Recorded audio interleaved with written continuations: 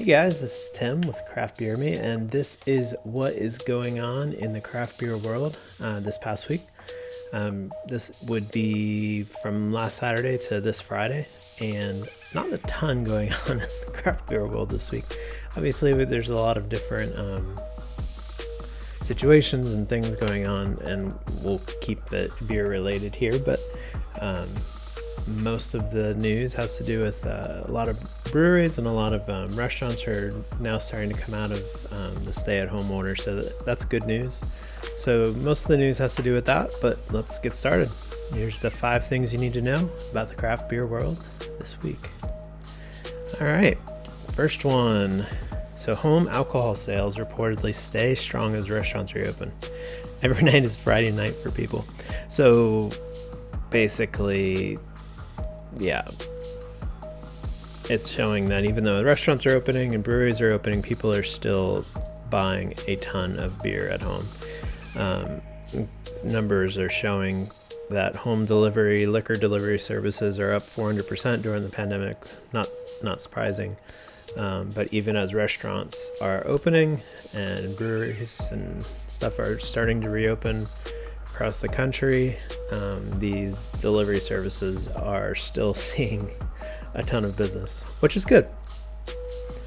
People enjoy drinking at home. I'm drinking at home right now. Next one. Other good news.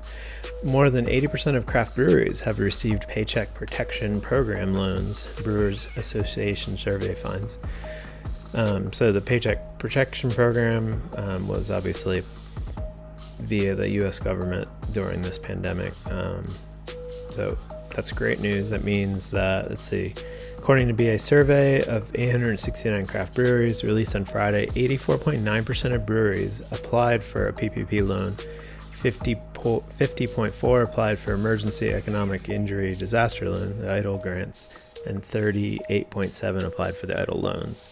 Of the breweries that applied for the loans, 95.7% indicated they had received funds, meaning that 82% of breweries who responded to the survey had received PPP loan funds. That's awesome. So that's optimism about the future of the businesses, some capital to keep things moving. So we'll see how that pans out over the next few months, but hopefully that's good news for our favorite breweries. All right. Stay in place orders. This is the third. Stay in place orders serve hot beer sales, obviously. Inner city stores in COVID-19 affected markets see double-digit lift over Memorial Day weekend. Most states still in some level of lockdown over Memorial Day weekend. At least one retail segment enjoyed a spirited boost in sales. No pun intended. So obviously, and I'll post this in the link. Beer sales for Memorial Day 2020 weekend increased 28.6% over Memorial Day 2019. They also grow 16.3% sales, again, across all other categories. Outlets in California experienced the greatest beer dollar growth, up more than 50%. Modelo saw the greatest gains for the weekend, was responsible for 32% of total beer gains. Other high-performing brands, including Pacifico, Bud Light, Modelo, Chelada, I haven't had that in forever, and Michelob Ultra. The study included sales results at about 2,900 stores. So, interesting. Beer sales up pretty significantly year over year over Memorial Day weekend. Fourth piece of news. This is Jack Daniel's related. So I've tried a few. I'm sure you've seen the pre-made cocktails everywhere in stores now. But Jack Daniel's is now canning its popular cocktails. The cans actually look really cool. You have to check out the article. It's launching a line of Jack Daniel's canned cocktails in time for the start of summer.